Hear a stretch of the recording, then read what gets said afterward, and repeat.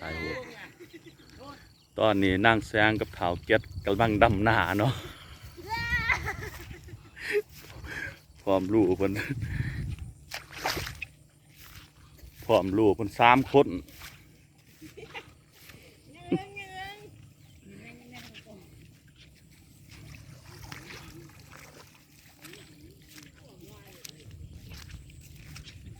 สภาพของทงนาเวิร์ดเนาะตอนนี้เนาะ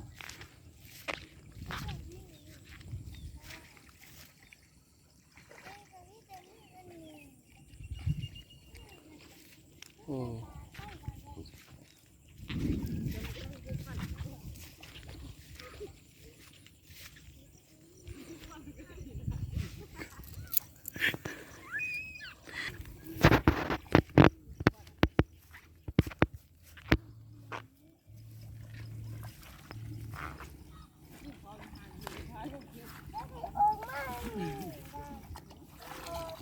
ออกมาเล